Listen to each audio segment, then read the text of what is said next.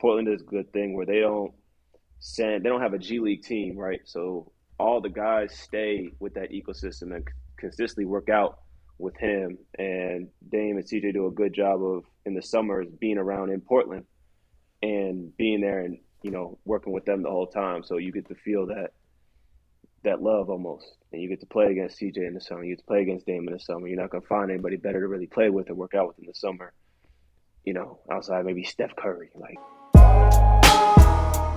Welcome back to the Role Player Podcast. We back again with my man, Swish Culture's co-founder, Stanford gentleman, 11-year pro, Anthony Goods. What's good, man? You straight? Yeah, I'm good. I ain't gonna fry up your haircut today, but that shirt, is it gonna make it home? I see y'all got the little soccer warm up. Is that joint making it back to the crib? Yeah, first of all, you can't fry the cut today. We coming back from the Chris Paul, you know what I'm saying? We got life. We got actually put the head down, you know what I'm saying? The top coming back, the roof coming back. We straight. But yeah, this my shirt, man. This the baseball shirt. I asked for this shirt personally, you know what I'm saying? This definitely coming back. You might see this at the function this summer. Just cuz.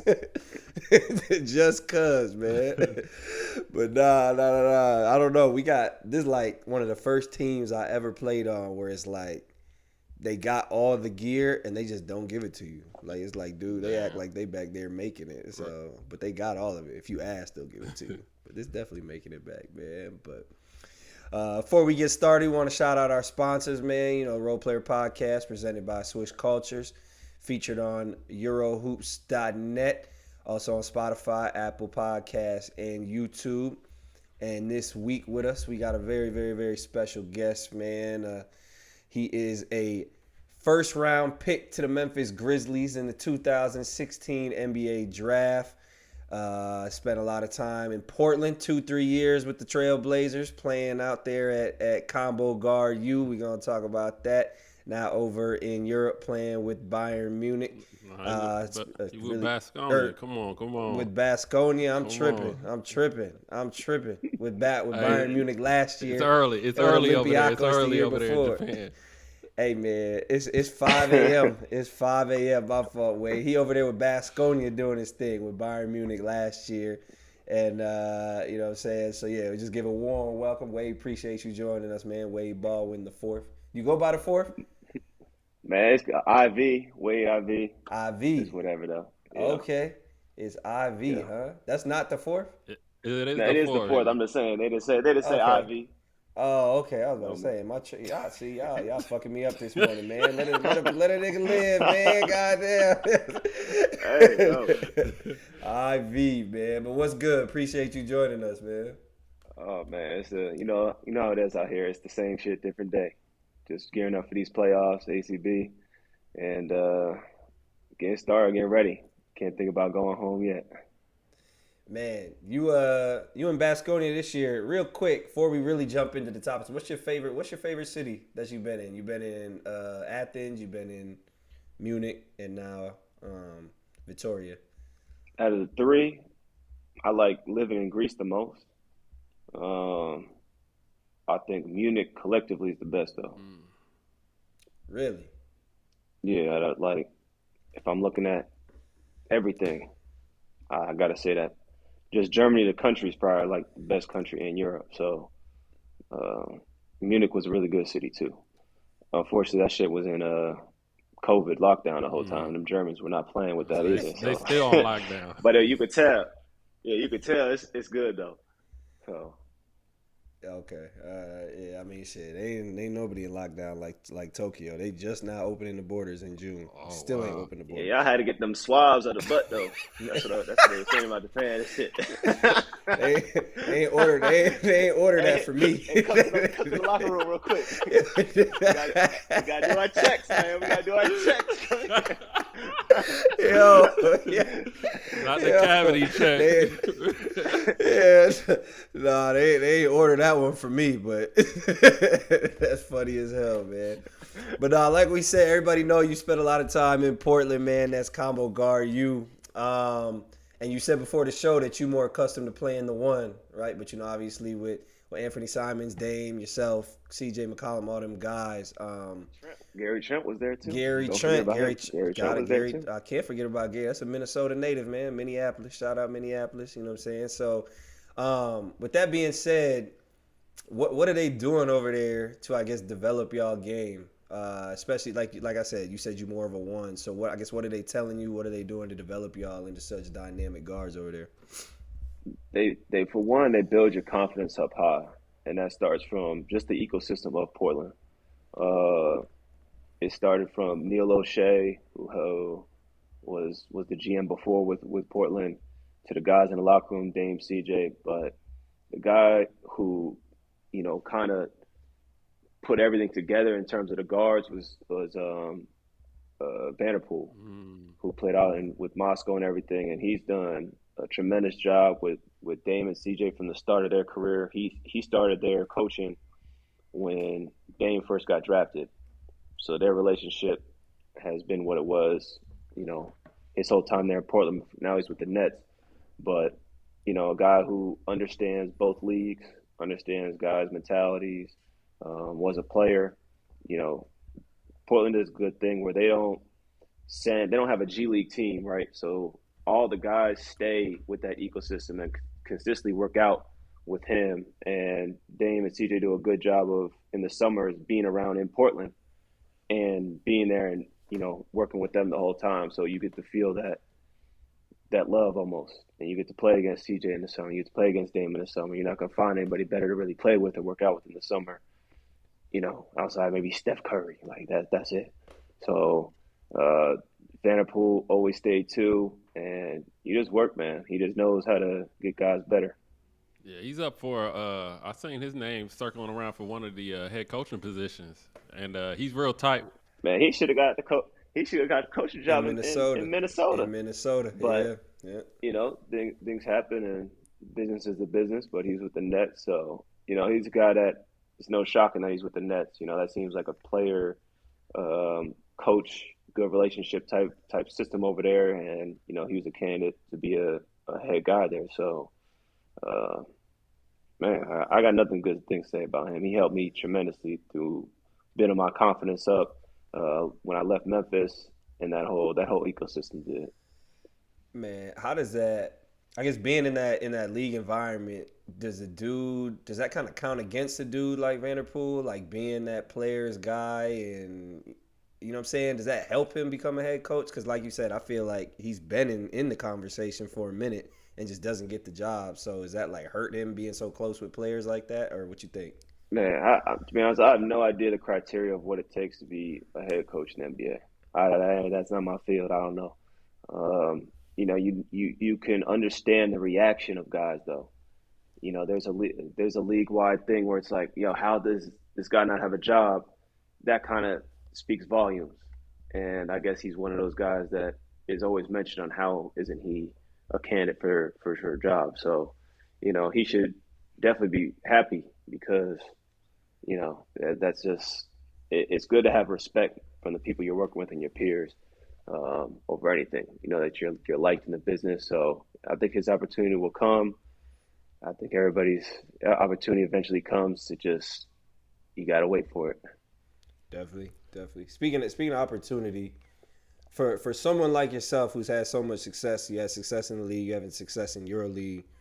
What you think the difference is between being in the league for that 4 years and then sticking for like that 8? Like would you feel like you missed out on some opportunities, just to really, because playing behind Dame and CJ, you're not getting a ton of minutes and you're not getting a ton of shots, right? So like what's that thing that makes a dude stick? Is it just opportunity? Are there things that you look back and like, damn, I wish I would have done a little differently, you know what I'm saying? Well, my decline because I got drafted with Memphis, but so my story is a little crazy. I had a kind of like a beef with that organization because in college I shot 40% from three 2 years in a row, was top 5 in 3-point percentage, and the first thing they did was assign a shooting coach to me, change mechanically my whole jump shot, and I didn't want to do that, and I was butting heads and fighting back doing that. and it caused friction with me, the person. It caused friction with guys I was teammates with. I just didn't have a professional attitude for being a rookie, or a professional attitude in any realm, really. I just go to work just upset, just fuck this. I don't. This is bullshit. This is bullshit. Why am I doing this? Like, that's how I was, leading for me to get released after that first year as a first round draft pick, which that shit don't happen too often, bro. Like, Right. let's be real, that shit doesn't happen. So Portland gave me a second chance on things, and you know they do a good job. They always kept it fair with me. I came in as a two-way, got converted.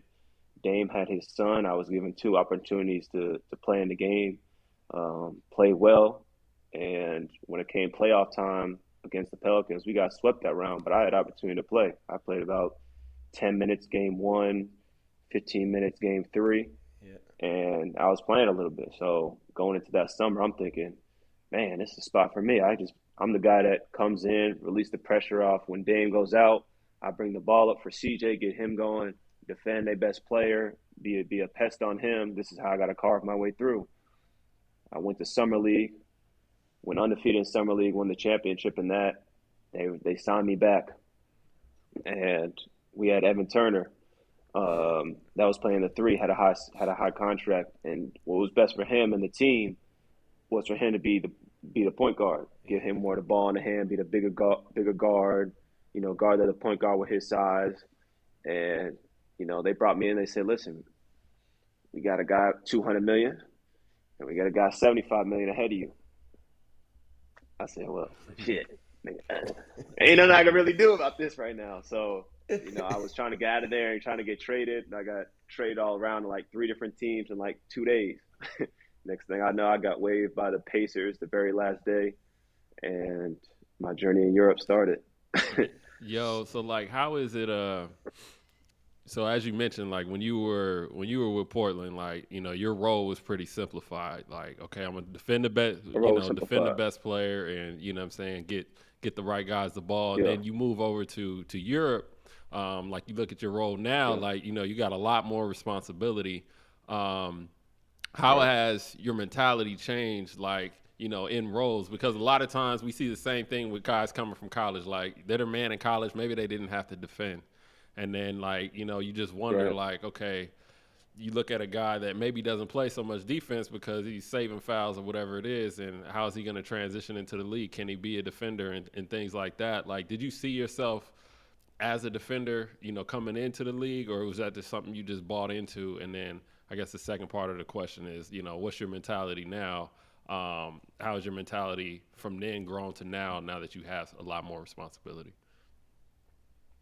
I think my initial thing and my game throughout middle school to high school to college was always being like this two-way guard that, brings the ball up. I'll guard the best player. I'll produce on offense, kind of like do a little bit of everything, really. And I wanted to transfer that over into the NBA.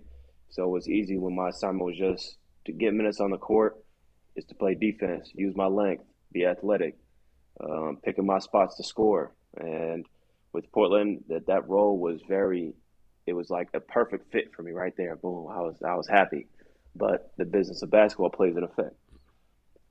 Transition over to Europe, my mentality the first year coming over Europe is, as an NBA guy, is I'm trying to get back. How do I get back? Like, I need to come over here. I need to kill. So this is my mentality, walking into the Olympiacos situation. But at Olympiacos, that necessarily wasn't the role for me to do. So I had to try to change my mentality while changing the whole style of basketball, the whole style of culture, the whole style of fucking everything. And, I didn't have much success that year. I didn't know how to find the right mental place until close to the end of the season when COVID had already hit. Transitioning to Bayern, I didn't know what my role was going to be. That team kind of took a lot of guys who sort of had bad years the year before, were kind of just average guys. We didn't know what was going to be what. We was going to see what happens when we get there. It's pretty much the feeling that I got. And, right through the beginning, it was like the roles were found very quick. Then, like a snap of the finger, it was like, okay, this is how we're playing. This is how we're practicing. This is what works. And I've just wrote that into this year as well. So I feel a lot more comfy. I feel that this is, the role that I'd like to play out here. Man, I think everybody, whether you come from the NBA or college or whatever, everybody's first thought when you get to Europe is how do I get the fuck out of here? Like, you know what I'm saying? Like, no disrespect. Like 10 years later for me, and it's like I think there's parts of Europe that you really grow to appreciate. Obviously, Yeah. I'm sure there's nothing like the league. I'm sure, but for you. What have you grown? What have you grown to appreciate Europe? Have you settled in? Is your I love mindset it. still like? Are you still trying to get back? Like, would you? Because you see Yeah, that I dudes would like love. Shane Larkin, like they're getting paid. He's like, shit, I ain't messing with the league. So yeah, Yeah, go of ahead. course. Man, I just turned 26, so I'm still young, so I feel like I still have opportunity to get back, but I love it out here. I love the chase. I'm chasing guys who are a lot older than me and have a lot of success, and I feel like I'm right there. I feel like I'm right there with them, and it's fun. I'm looking at the top American guys out here. You got Scotty Wilbekin, Shane, Mike, Yeah, just as the point guards. And I'm coming in as the younger guy. Man, I feel like I'm riding their ass right now. Like, let's go. Like, and that competitive edge out here is driving me. Okay, how do I incorporate my competitiveness to be the top dog out here while also winning with these clubs out here? Because that shit is fun too. I like competing out here in the European style, the culture. I bought into that. I love it. So both those motivations keep it fun for me out here. I think you got a unique advantage too. Getting to the EuroLeague at 24 or whatever it was, like you're gonna be able to play Yeah. EuroLeague for shit 7, 8, 9 years if you want to. Like if you choose not to go back to the league or whatever, like you're gonna be able to potentially break records out there. You know what I'm saying? I think Oh man. that's like I think that's something to take a lot of pride in, honestly, because not a lot of Americans get that opportunity. I don't know what you think. You Hey, the EuroLeague connoisseur for sure, but not. I'm gonna get their ass. Don't worry about that. Out nah, there, I'm gonna real get shit their ass. though, But real check this shit though. though. Like Like I believe, man. Like in regards to the Basketball Hall of Fame, they need to start considering what goes on in Europe. You know what I mean? Like you look at like for Kyle sure. Hines and what he's done and the amount of Final Fours and everything that he's been able to accomplish. I mean, Nando DeColo doing the 50, 40, 90 thing for however many years straight. Like I look at like these careers and like obviously we're just talking about them in more recent years, but I think in regards to guys that are breaking these records in EuroLeague and things like that, I feel like they should be considered for the Hall of Fame as well because, I mean, I'm pretty sure you have some guys that, you know, uh, are in Hall of Fame conversations that, they might struggle in the type of game that it is in Europe. You know what I mean? I mean, basketball, as we know, a lot of it is about fit and opportunity. And that's something I would really like to see is the Basketball Hall of Fame, giving a lot more love to what goes on in the European careers as well. I would agree with you on the sense like this. I would agree if the guys had some time in the NBA. I'm gonna give you one example is Mirotic. Like Mirotic comes out here and he starts winning championships for Barcelona. He starts winning MVPs and all that. I feel like that's like a guy that could be like what Hmm. you're saying, more of respect. I feel like it's hard, but those dudes, DeColo, just was with France in the Olympics in the gold game. Them motherfuckers start making the golds and winning those. I mean, you got Yeah, to. You know what I mean? Like for sure. Um, I just think that's going to be hard for guys because universally known, it's just the NBA yeah, is here and then for EuroLeague sure. is second. That's always going to be the knock. So, but you want to see that more of these Europeans going over to the NBA and work and busting ass, getting MVP, first team all NBA and everything. That helps your case for sure. I don't like that. I don't like that. We got to get that award back. I don't like all that. Just because when I first got to Europe, I remember them dudes used to talk so crazy. Them dudes used to Oh man, talk so I crazy. got a Serbian teammate. I was so mad Joker won this year, man. Oh my, I got to hear it every day, I got a every Serbian day. coach right now. Every time I come in, hey, Jordan, Jokic, baby. Jokic. Like, bro, Shut your ass fuck all up. that. Man's right. Shut up, dog. Like, and I love Jokic. Like, I really do. But I was like, man, Yeah, shut your ass up. But no, I mean, I think to your point, like the NBA is first. It always will be. EuroLeague's gonna be yeah, second. But at the same time, I think we've talked about before, and it's like to get to the EuroLeague and play 5 years in the EuroLeague as an American. yeah. I mean, I don't know the percentages. That might be harder than sticking in the NBA like for 10 years, or just as hard. Like just because there's Yeah. only a finite number of jobs for an American in the EuroLeague, and especially guards are a dime a dozen. Right. That's always going to be Yeah. how it is. Yeah. So you know what I'm saying? It's just difficult. And a guy like Kyle Hines, who's he's whatever 3 EuroLeague titles or whatever, however many he got, and he sticks in a certain place for so long. Like anybody that can play in a certain one organization too in EuroLeague for a Yeah. certain amount of time is even crazier, especially as an Yeah. American, because it's like them 1 year contracts. It's like you being recruited over every year. Like so, it's tough. Yeah. And to think about Obradovic too, what Jelko Obradovic has done over the course of his career, how does he not get a nod? You know what I mean? All the titles that he's won overseas, and again with all the turnover, year to year with European teams, you know what I mean, to be able to win, man, and that's why I say that, man. I think it at least deserves consideration. Like, okay, when you start stacking them up Okay. against other people or whatever, okay, whatever is better. You do have to weight the difference in the leagues, but I think it definitely deserves consideration. Yeah. And I'd also say, is Petrovic in the Basketball Hall of Fame? Drazen Petrovic? I don't know. Let's see. Sabonis got to be in there though. Yeah, Sabonis should be in there. Either way, if them dudes are in there, they're in there solely for the European contributions. And I think that, to your point, I think they're probably only in there because they went to the NBA right later in their career. Yeah. But they probably should have been in there regardless. You know what I'm saying? Like, because their NBA career wasn't like that. So it's kind of ass backwards to just put them in there just because they made it to the NBA when they're really in there for the European contributions. But Okay. but Okay, I you're didn't know definitely that. right. Okay. I mean, you're definitely right for how the process, I would say, is done. But you still googling Oh, it? Petrovic made it. He was inducted in 2002. Yeah. Okay. But anyway, moving on, yo. Like you said, you chasing these dudes like Mike James and Shane and all them. Trinchieri, Andrea Trinchieri. Was he your coach? And he was there, right?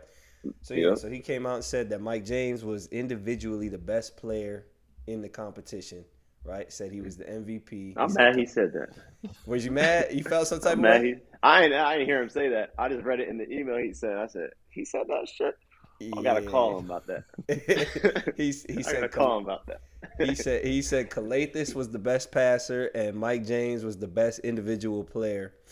So I guess my question would be, or the topic would be, between those two, you got one pretty true point guard and one kind of combo, right?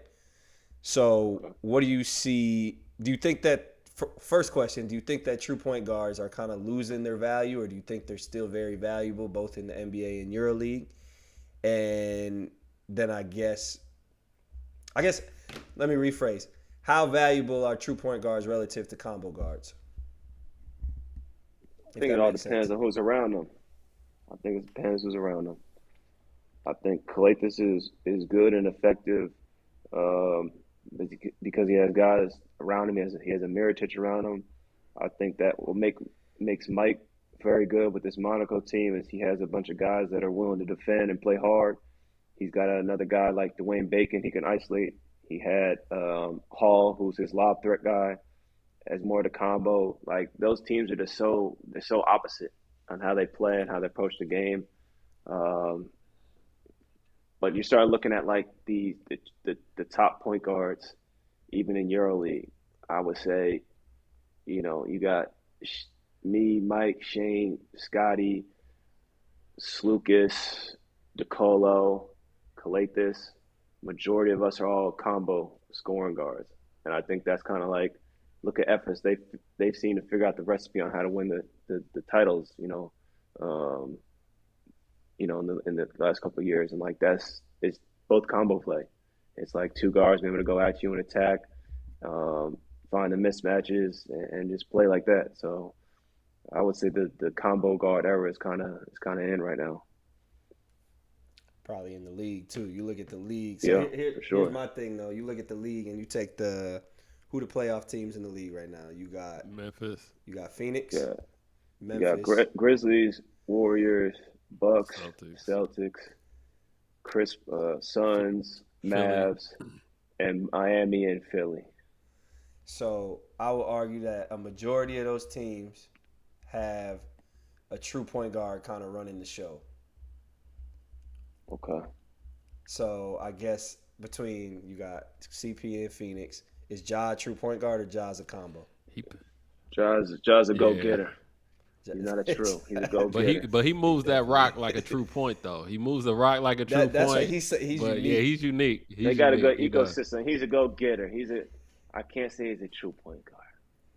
No, he definitely. I can't say he's a true point guard, but he has a lot of true point guard. Yeah, he's a go-getter. He's like Harden. He's a go-getter. He's not a true point guard. He's gonna go get it.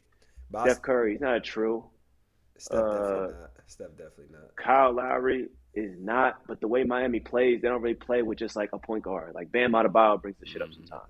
Like Jimmy Butler brings it up sometimes. Like just this multiple ball handler offense is just like the way to go. Drew Holiday isn't a traditional starting point guard, like true point guard. Giannis brings it up sometimes. He's kind of like the combo.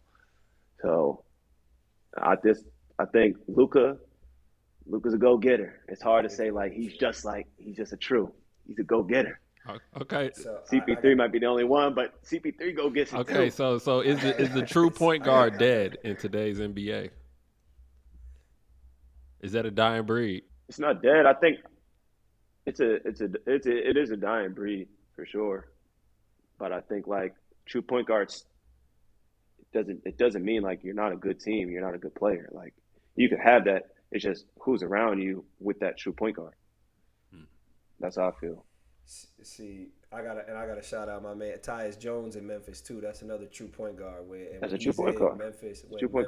When he's in Memphis, really offensively, they just look better. Like when you like how they look without. Okay. I think when he's in with Ja specifically, especially in that Minnesota series, a lot of them runs they made, he was on the floor with Ja when they got down and they would come back. Just I think he kind of paces them. But that being said, you don't think Marcus Smart? I'm not going to say Drew and Marcus Smart are necessarily like true point guards, but I think they are playing that role for those teams right now. Similar to like Draymond ain't necessarily a true point guard, but I feel like he kind of plays that role for the Grizzlies, if that makes sense. See, when I see true point, I'm thinking Nash, Kidd, Calathis, like Stockton and shit. Like 100%. Chris Paul too. But now I feel like the NBA in general, like it's a style of play. It's just multiple guards. Yeah, it's multiple guards. You gotta go get it. You gotta break down the isolation. You gotta get past your guy. You gotta read and create everything. So it's hard to just be like this like pick and roll demon, this floor general guy that's limited shooting because it's like I don't know. It's hard to do that now.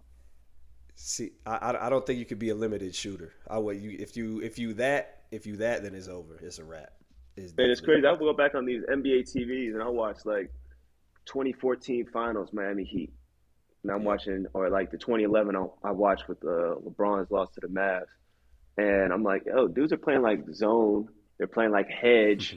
They're playing drop. They're playing like all these different style of defense, which is what we see in Europe anyways. But in the NBA, like it's not. They don't really do that anymore. They zone zones up. The rotations are kind of like zone oriented a little bit. A lot of it's just switching, 1-on-1, During the regular season, you might see some drop, but these teams, they're designing teams to be like switch everything and be able to guard all positions. So it's like it's hard to sit there and just be like this floor general point guard when like pick and roll switch, Right. like Yeah.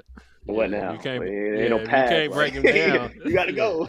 You yeah, gotta go. yeah. If you Like can't break him down, you're gonna be out of Facts. a job. I mean, I would say though, as a point guard, your role is still be able to break people down though. Like you can't. I think yeah. you kind of putting the true point guard role in a box. You know what I'm saying? I think that you can still be a go getter and still be a true point guard. I would Okay. say. I would say. Okay. Like I'd say Nash. I mean, Nash used to go get Yeah, it he too. Now, did. Ash ain't never averaged over 15. Like he's a 15-year point per game for his career though. what's He's a CP? go getter. But CP3 is a special. He's a special Special player. case. He's able to Special. go get 20 and also go get 15 assists.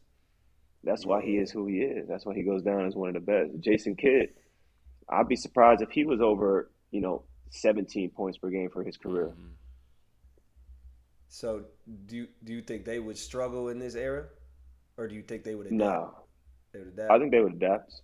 Yeah, I think they would adapt. I think Jason Kidd in his prime would be very good because I think they also come with a competitive edge over their guys that they're playing against that they would not allow themselves to be limited. I believe that they would have the mentality. J Kidd had size too. He had speed and size. Yeah, You he's know what I six. mean? Yeah, 6'5", 6'5". He could Strong. lock anybody Yeah. up. J Yeah, Kidd would have been all right. He'd have figured it out. yeah, What you think, Ant? You sure. ain't weighing in. What's up? Nah, man, I think the true point guard is dying in regards to like the style of play. I mean, kind of like Wade was saying. I mean, even from the defensive end and even from like the offensive end, like they're not slowing the game down and setting offenses up. It's everything is just Yeah. kind of like within a flow. And I think that as a you can't just be like you can't just be like a Rajon Rondo anymore. You know what I mean? Just this guy that's just Yeah. gonna get out there and pass, Yeah. and we're just gonna guard him at the free throw line. Like you could do that at Ben Simmons size, but you know what I'm saying at 6'2", 6'1", like nah, they're not. I don't think they're giving guys like that opportunity because they rather have somebody that can shoot it. I mean, and that's just kind of the evolution of the game. With it being so 3-point heavy now, you want somebody that can shoot the ball, and usually you get somebody that can shoot the So, ball. He's been shooting the ball before he got there, and he was probably a 2 or probably played some combos. So you're bringing a combo guard in there. So I think that's kind of so let me ask difference. you this. Hmm. Let me ask you this. In the NBA now, would you say that you need a top tier wing as your main guy to win an NBA championship and not a Is point guard? is Giannis a wing? Yes. Look back at the last however many finals you want to go back to. Look, Has it stemmed from the wing or has it stemmed from the point guard spot? I've always believed that point guard was kind of the most. If your point guard is your best player, then I don't think your team's winning a championship. Okay. I've always believed that if you look back on NBA history, I don't know how many teams has their PG be their best player and win an NBA championship. Like maybe Isaiah I back in the think day, Magic, 20, but 2015 Steph about the only one Mm-hmm. yeah. And in then recent years. like you said, Steph is that's really an anomaly, right? Like But he's he had just. Clay. He had help. He had Right. help around him. But But you gotta give that to him, right? You gotta give you that to know, him. Would you say them Tony Parker team, the older Spurs teams? But I they mean, still a had lot of Duncan, Yeah, dunking, a lot of man. Kawhi, a dunking. lot of A lot Duncan, a of lot of dunk, Kawhi. a lot of dunking, a lot of LeBron, a lot of D Mm-hmm. Wade. You know, um, Kevin Durant with the Warriors, Milwaukee last year. Uh, I just think it's like Lakers, that LeBron. wing. If you got that top stud wing with the point guard, you got a chance to win. But it's going to be hard to just win as just the point guard carrying you. Yeah. Yeah, never. I mean, It's like you hard. said, It's hard I doing mean, that. yeah. I'm obviously biased towards point guards. I love watching dudes like Ja. Yeah. I love watching dudes, like CP. But I look again. CP is a perfect example to me. Like to me, he's not better now than he was. Whatever 5, 6, 10 years ago, whatever it is. And people always his narrative was always, oh, he can't win, he can't win. But it's like, man, now you give him a go-getter, like you give him D-Book and you give him a 5-man, and it's like, all right, really he's the third best player on the team if you want to be real, but he's the most valuable probably. I mean, talent-wise, yeah, he's probably like Ayton. I mean, Ayton is probably you can give the ball to Ayton. Yeah, I would say I'm not saying third. What I'm saying is, look, he a close second. He a close second to number one. You better get your point guard license stripped for that. You ain't gonna call CP the third best player on that team. Hear me out. Listen, can CP carry the offensive load for the Suns for an entire series? He came close to doing it right now. No, he didn't. He came close to closing games out. The Ayton was carrying that offensive load. They was going to Ayton heavy. Maybe you watched something I didn't. Who was they going to? I remember in recent history that Chris Paul kind of took over in the fourth quarter. Yeah, he closed the game out. He closed the game out, no question. But it wasn't. He had like 4 points up until that point, like 6 points. And then the next game, he looked a little gassed. Like he wasn't like the game. What was it? I asked my teammates the other day. I said, is Chris Paul in his prime? Are his best years behind him, or is it right now? His best years are behind him. Behind him? I think they're behind him. So what's happening right now? I think he's got the right pieces. Right I think now? he's got all the right pieces. But I'm talking about just him personally though. Take away the pieces. Just look at the individual and how he's playing. Could you say he's not playing like the best he has in his entire career? I mean, over the last 3 games, absolutely not. Last 3 games? The last 3 games, he hasn't been good. I would say efficient. I'll say efficient. Okay, I'll say for the season. I say for the season, season, he's probably playing some of his best basketball. But I think a lot of that is because of the pieces around him. Like, you know what I mean? I think you're stressing a little more about Book going off, and then you obviously just have to worry about Ayton because, there's just not a lot of size out there. And I think that with those pieces and Bridges and, I think he's able to get a lot more of these mid-range looks that he was getting at. Whereas, back in his earlier days when it was just CP and he was a lot quicker and more athletic and all that other stuff, like you had to pay attention to CP. We'll worry about all the other guys next. You know what I'm saying? That's what I think. That's what I see. Had to. I don't think it's that close. Like I think that I really don't. What's CP3 do to you, man? I love CP. I'm saying like he cold now. he cold now. But you think he's better now than he was in like 2012, 2009, 2008 CP in New Orleans and all that? I don't know, bro. I think like he's one of the guys that's been able to contain a certain level of like gameplay. Like there's really been no like dip where it's like, damn, like you're trash. Like, damn, you got your foot off. It's kind of like he just been here for like the last 6-7 years now. As much as we talk about that LeBron in year 19 stuff, like CP's right sure. About the same in like year 18, whatever he's in, or consistency.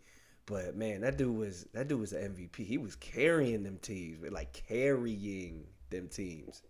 carrying them New Orleans teams with Tyson Chandler. Yeah, he was. D West. D West, like they had good players, but that man he revived Page's career. Page. Did he? I don't remember all that. Nah, they had. I believe what you're saying. They had some squads. They had some squads back then. But D West was an all-star though. D West was an all-star. I mean, I say this respectfully, but it's I just don't think I think CP is the guy. Like you say, he's more just orchestrating stuff, and then when it's time to close stuff out, it's like, all right, let me turn this on. But like old CP, you never see old CP, having 4-point, 7-point games like that. He couldn't. Okay. He wasn't able to. Like he wasn't. Okay. So again, respectfully, because he's still doing his thing, but But anyway, so I guess moving on from that, and we talking about combo guards. My next question would be, how is AI, one of the greatest combos of all time, how is AI still impacting basketball culture as a whole today? He took the bullet for all of us. That's what it is. He took the bullet, the fines, the I ain't beatings, heard that. the everything for us. It's now comfortable to have tats. It's comfortable to wear, to swag out everything. Every swag you see on a player, AI took that bullet for you. That's how I think people should look at it.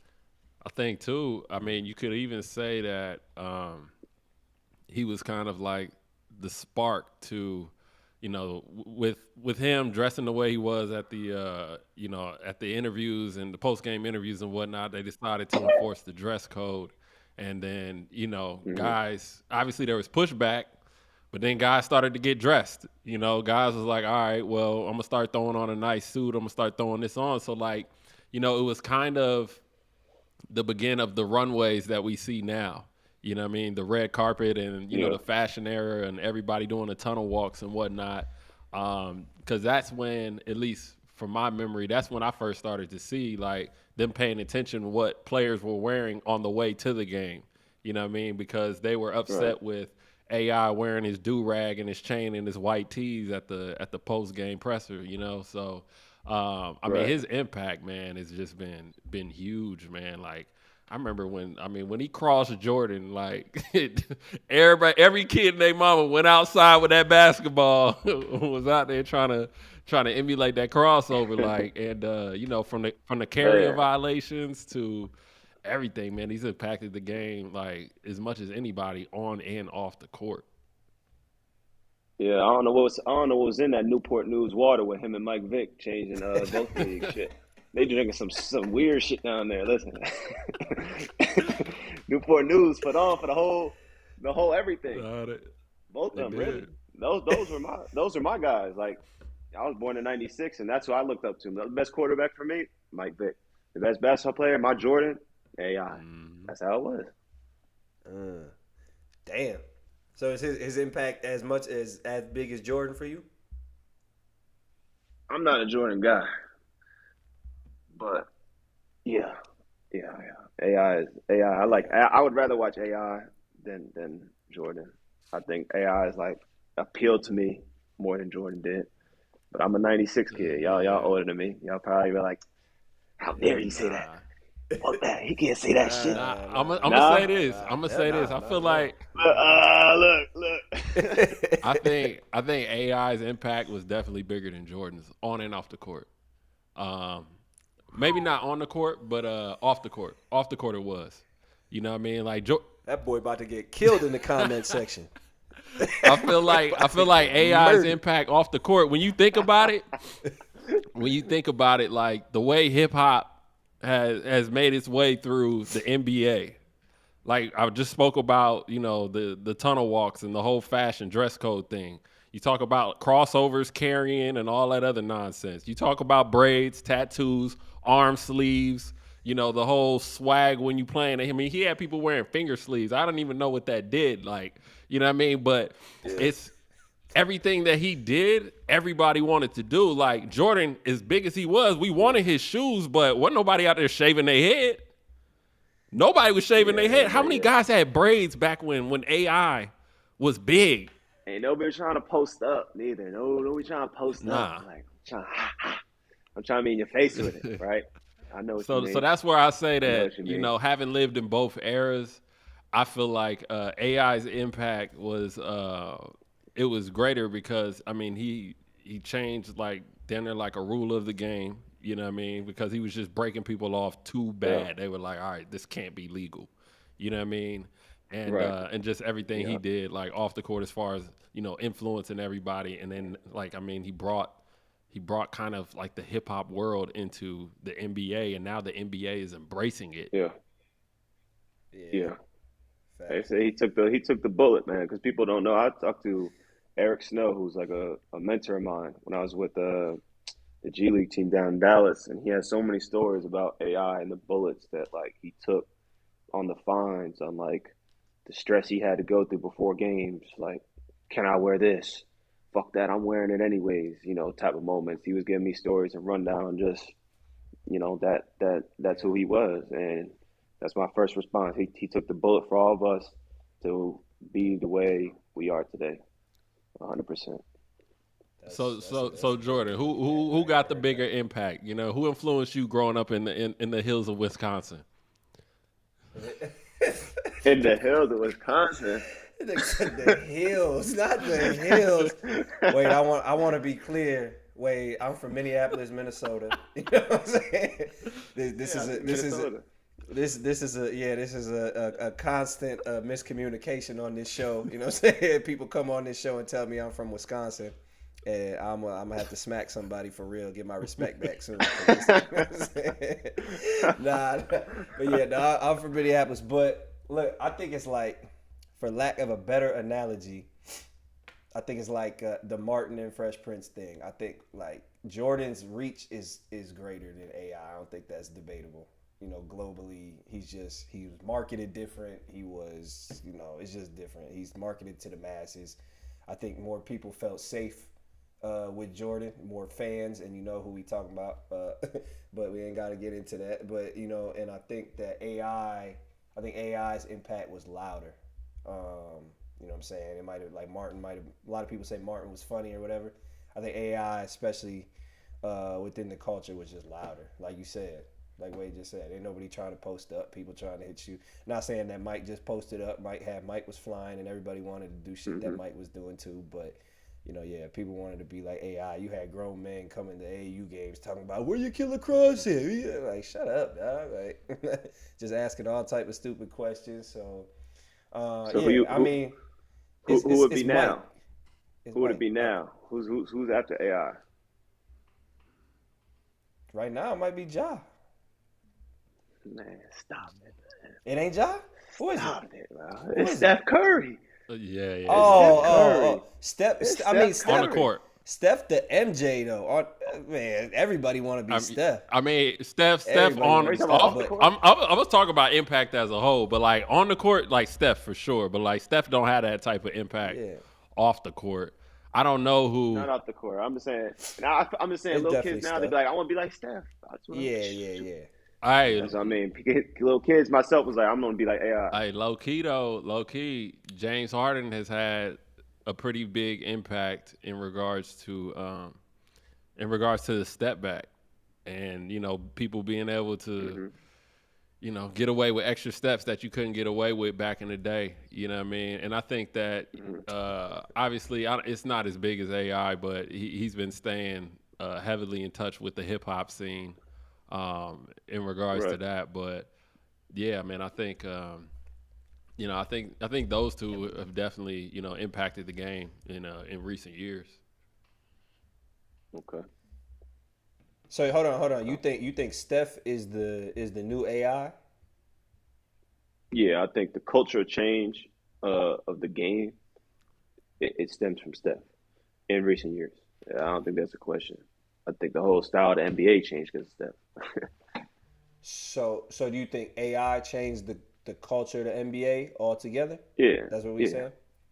Yeah, I think so. He definitely did. Interesting. It came, Yeah. I mean, I feel like it did. I feel like a lot of guys like wanted to be like him, emulate their game after them and everything. So I mean, and think too, back when just the way he handled interviews and stuff like that. I mean, he was just always so real. Yeah. And like now we see it from a lot of different players. But they tried to mute AI every time. He came out with that album and that song, and they tried to, it had too much cursing in it, you know what I mean? And they tried to shut that down. Like they did so many things, to kind of limit him. He was constantly in a fight. Always. He was constantly in a fight. Every decision he tried to make. Any of that Newport News shit he was trying to bring to the limelight. Something in that water down there. I don't know what it is. Something in that water. We got paycheck, rain check real quick. So paycheck, rain check is a segment where somebody's paycheck could be taking a rain check, man. And, this is more of like a a learning lesson for everybody, especially the hoopers out there, more so than somebody getting fined or losing some money. But Ja Morant going to the club, before the game in San Francisco, I got two things wrong with that. Number one, it's COVID, man. There's COVID out there. You got to be a little smarter. If he would have got, in the health and safety protocols and wouldn't have been able to play, like that would have been a huge blow for that team. And I think you just got to be smarter in that regard. And then number two, if you're gonna self-induce a distraction, don't do it in San Francisco. There's a lot of other places like you want to go out and be a distraction. Like go be a distraction in Miami. Make it worth it. San Francisco is by far probably one of the worst places to go out at night. And I think he definitely dropped the ball on that one. So but I think the main thing is, man, he put his team at risk just being out like that, especially with COVID, being around. However serious it is, it would have really sucked if he would have had to sit out some games due to that reason. That would have been trash. So. Man, I think in his case, he's gonna do what he wants to do, man. Right. He gonna. I can't say that he made a wrong decision. I can't say that he made a right decision. Mm-hmm. Like the decision was made, and looking at the flashback, it really didn't have an effect. I don't feel like on what happened how he performed. He performed. Every game he's ready to go. He brings energy to his team.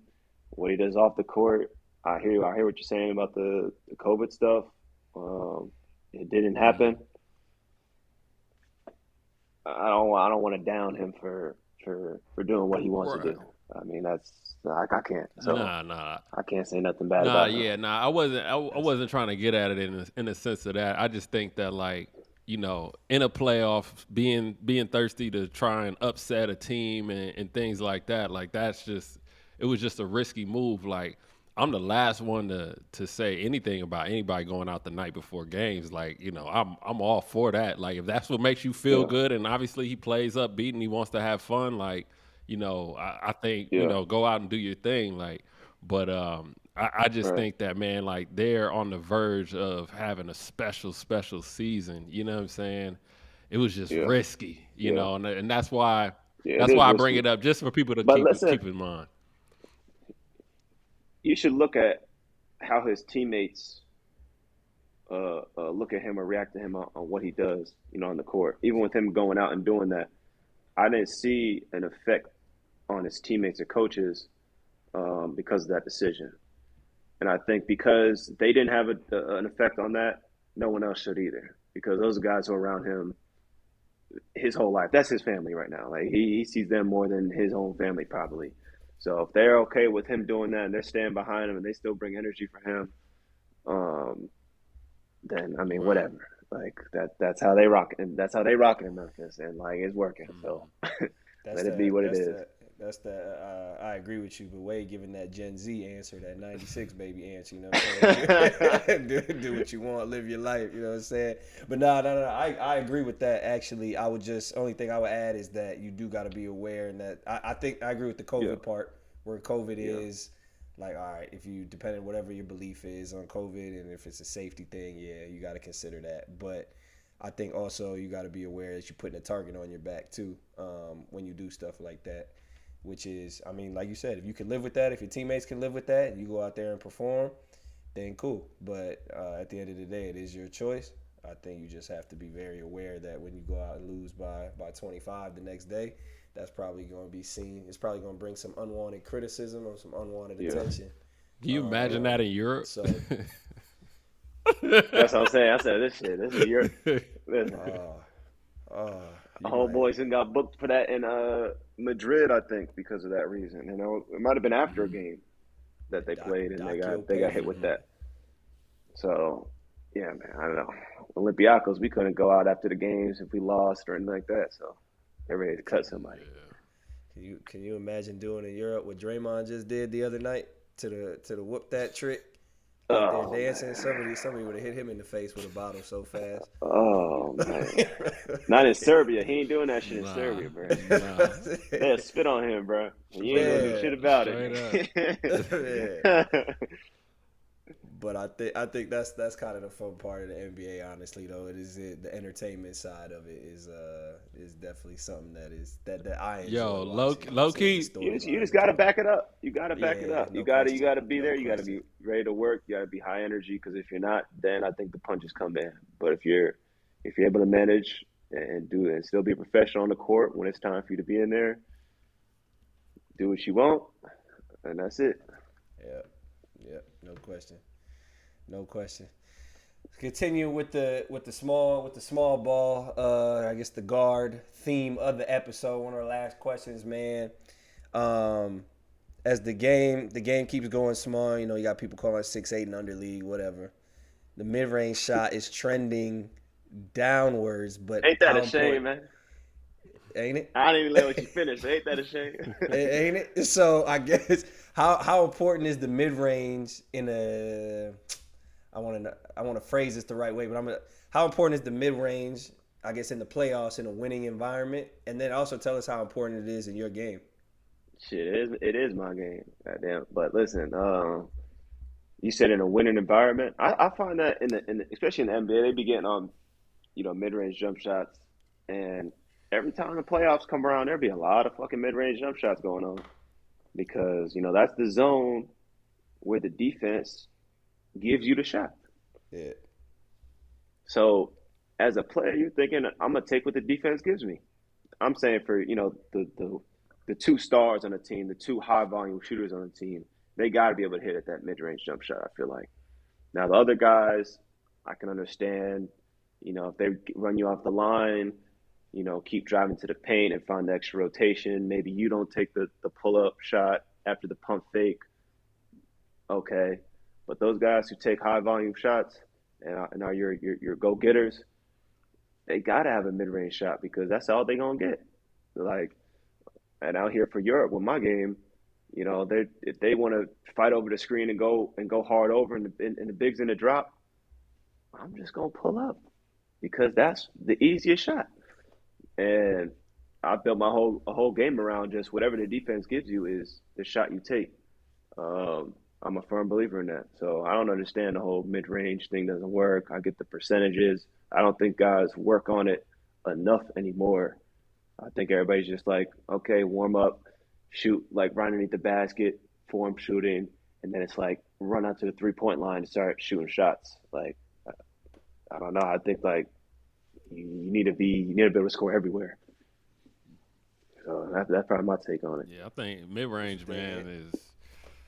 I mean, it's a very important shot. Like Wade said, I mean, there's a lot of open opportunities, within the mid range, and I think too, you play. I think analytics is creeping into basketball, and it helps. Don't get me wrong, it helps justify or validate, a lot of different things within the game. But at the same time, you can't throw every player into that box. You know what I mean? And I've been on teams. You I've been can. on teams I in understand Europe that. where we had I remember I had a coach that he was very much about that layups to threes thing, and I was the only one that could shoot mid range because he was like, you shoot X amount, X percent in the mid range, and I think that rule, if you're gonna be that way, threes and layups, you can't be that way for everybody. I mean, some guys that have the Right. ability to knock it down at a high level, man, you gotta let it go. And you see Right. it, consistently with, guys like Kawhi and KD and DeMar, obviously, guys that are able to put up large numbers because now they have the mid range, they have the three, they got the layup, they got the floater, and they Right. got post up. It's just one more answer to an equation that, you really don't have. Yeah, I think for my game, like that mid range game just keeps my guy off balance. And I would say I'm a high volume shooter for my team. Um, it just consistently keeps guys off balance on how to guard me. You want to go over the screen? Okay, one time I go to the basket hard. Okay, the next time I pull up. Okay, the next time I go to the basket hard. What the defense going to do now? Well, we're going to try to beat them to the spot. We're going to go under. Okay, let me shoot a three. Let me show you I'm willing to shoot this three. I hit two of those in a game. Now the world is mine. You don't know what I'm gonna do. That's why the mid range game is important. It sells everything. That way you don't know what I'm gonna do. Left, right, stop, pass out of it. I got everything. The world's mine at that point. It all stems from what I believe. Unless you could just come off and you're just like hitting threes crazy, and you're that type of shooter. That mid range game is too important to not be shooting. Do you think people are trying, like the analytics culture is trying to get rid of the mid range game, or do you think it's more like trying to promote it as a chess piece, like you talking about? Because to me, that's what I hear you saying, is you saying, Yeah, I it's a mean, chess move. it's a chess move, yeah. Like Yeah, you got to be it's able a to knock chess that move. down. Like I understand the direction it's going. That analytically, it's like not the best shot, but I mean, for my game, that's worked. Like it's been 2 years now in EuroLeague, and like I lead the league in mid range scoring. Like that's how I get it going because and I can consistently keep people off balance by doing it like that. And that's why I feel like I'm really effective in scoring the basketball out here in Europe. No doubt, no doubt. I mean, I think coming from Wisconsin, like it's crazy because you see this philosophy in the NBA Now you now. coming from Growing up in Wisconsin. Wisconsin. Listen, He said coming all coming right, let me from the take you serious. University Hold of Wisconsin. You know what I'm saying? Nah, fuck with you. Fuck y'all niggas. Coming from the University of Wisconsin, you know what I'm saying? We had that philosophy like back in early 2000s. It was like we getting a layup or you getting a three, and like you said, it was like the dudes that was scoring, we was allowed to shoot mid range.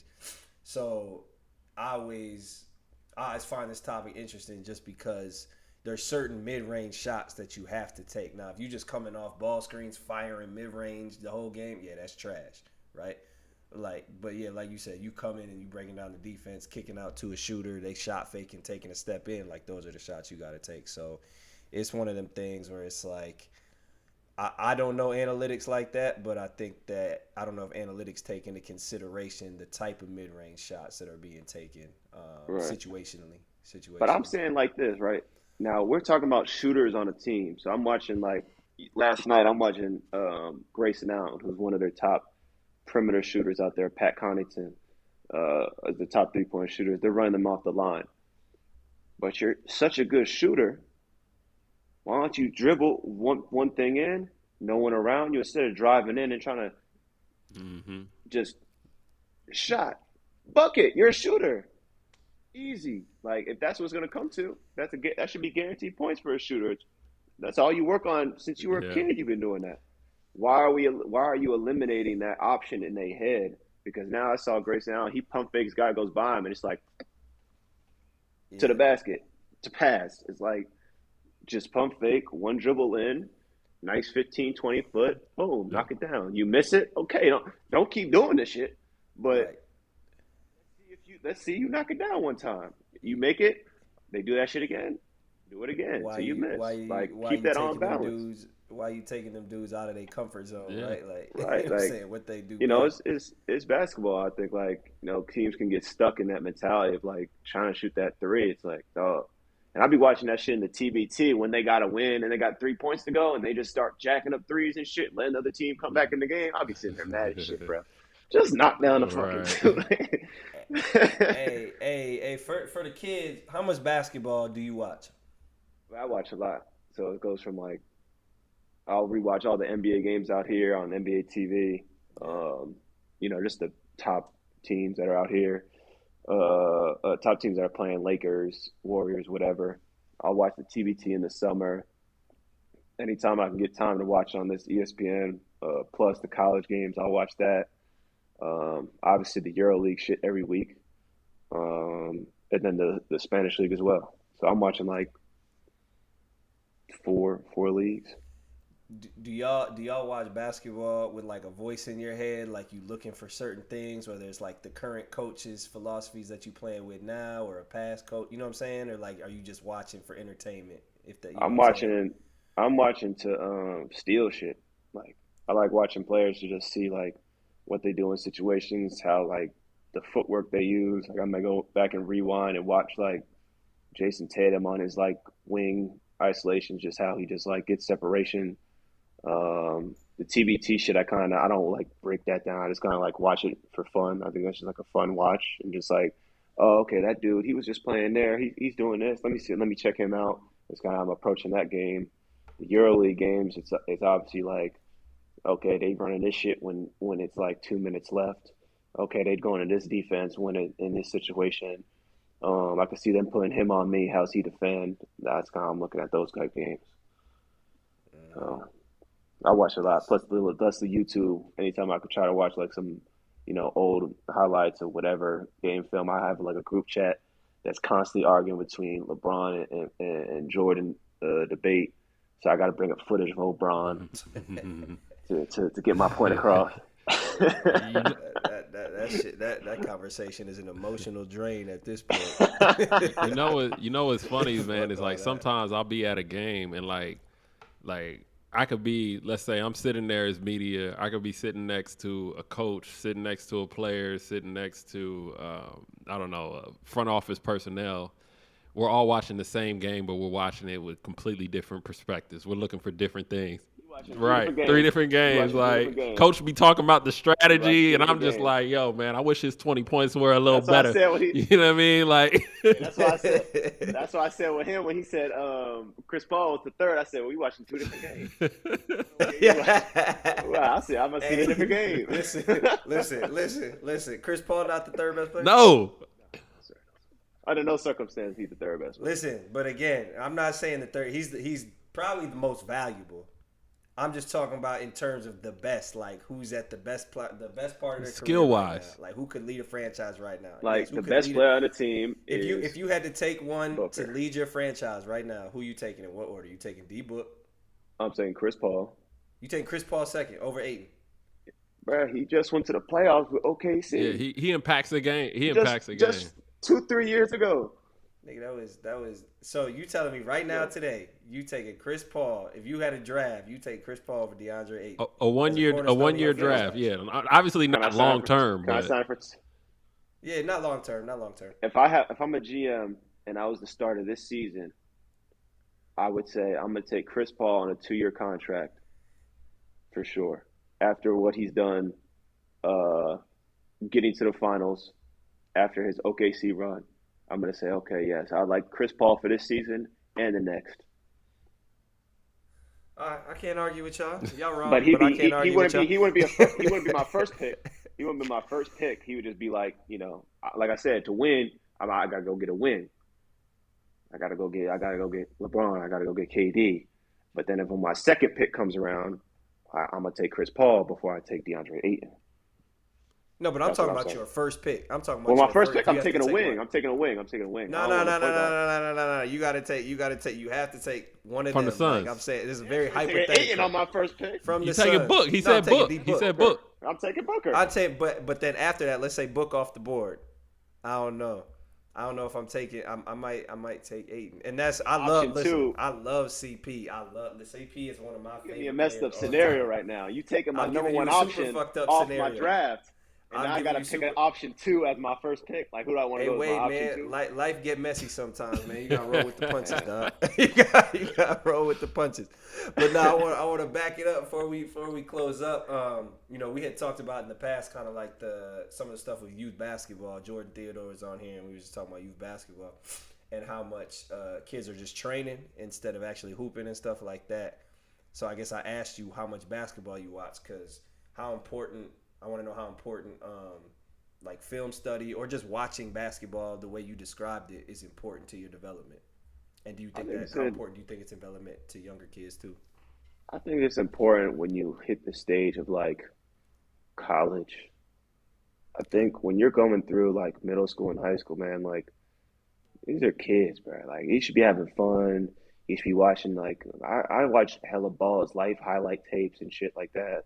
And just going to all those different AU tournaments, not going home right after the game, sitting there watching, the other teams play, going to the camps and just being around the kids and, watching and interacting with them. Like, I guess that's more their like film work, because they're like, you're right there in those tournaments. You see it you don't got to watch it on TV. And then by the time you reach like college, I think it's very important to like specifically watch the teams in your conference outside of what the coach is showing you in that film room. I was watching the SEC network games all the time. Okay, what's Tyler Eulis doing over there? Okay, what's my man Caruso doing over there at A&M? What's Casey Hill doing at Florida? Like that's how I was watching those games in preparation of how I was going to approach the game. But that didn't reach until like college hit. High school, I think it's just, man, have fun, watch NBA players highlights, catch games that you can see. I think it's important to watch like college games as a high school kid when you're ready to decide on what school you really want to go to. Don't lack in that era because you gotta know what situation you're kind of walking into with that realm. But before that, I feel you just get that organically, just being around all the kids with the camps, and there's so much talent around that you just pick up and watch them and how they do things. Bet. That's good insight, man. That's good insight coming from a vet now. You ain't young. I mean, you talking about you young. I'm young. Nah, dog, you a vet listen, now. I played EuroLeague at 25. I just turned 26. Hey. I might still count 25. He's still young. It ain't until you get to like 28 that you like a middle-aged basketball player. That's when you like a middle-aged basketball player. He's still young right now. He's still. I got you. He's still young. Think about it. Like most cats leave college 22. You know what I'm saying? You're not. I ain't even got a beard When you leave yet. college. I ain't got when no you beard leave college. yet. I left college as a sophomore. I left in 2016. Okay. So this is my 6-year pro. Sophomore, he's like what 20? Yeah, he's 20 years old. So 6 years. So about when he gets to 28. That's when you like that. halfway. That's when you like middle aged. You know what I mean? In the basketball sense. And then, once you start turning that corner at 30, that's when they start calling you uncle whatever. You know what I mean? That's when you big up. That's what they call y'all two over there. They call you that. Nah, I'm somebody grandma. The way my body work, I got a 55-year-old body. So I'm somebody grandpa. I've been a vet since about 23. All them damn surgeries I had. Shit. So, but nah, you definitely you a vet in my eyes. I don't know what Ant talking about. Fuck what he talking about. You a vet. Yeah, he experienced young player, man. He still got juice in it. He ain't even hit his prime yet, bro. Man, listen. I feel like I feel the same way. Like I'm telling you, like athletically, I feel like 26 to like 28, like you hit your athletic prime, but like your basketball IQ prime, that's when it hits around 30. Okay. You know what I mean? That's when that hits around 30. And you know what? I think one thing, just talking to you, obviously I don't know you super well, but I think one of the things that I'm picking up is hella dope is that, one, you had that IQ, but I always love to see dudes come from the NBA and transition successfully to EuroLeague, because I don't think that's easy at all. Like I just remember for me coming from college to Europe, and like the lifestyle change from college to Europe to me. Like we went from chartering jets everywhere to taking 8-hour bus rides, which it's not the same in EuroLeague anymore. But like that transition is not easy at all. Yeah. So I love to see you doing well and making that transition smoothly, man. For real. Thank you. So, but man, listen, that's what we got. We appreciate you coming on. We definitely want you to come back on another time later on, because I enjoyed the conversation. I know Ant did. Ant loved to talk, so he always enjoying the conversation, man. And like I said, anybody listening, y'all can catch the Role Player Podcast on Eurohoops.net. You can catch it on Apple Podcasts, Spotify, and YouTube, of course, and we'll be featured some snippets on Swish Cultures, the one and only, of course. And Wade, again, appreciate you, man. I enjoyed it. Thanks for having me, guys.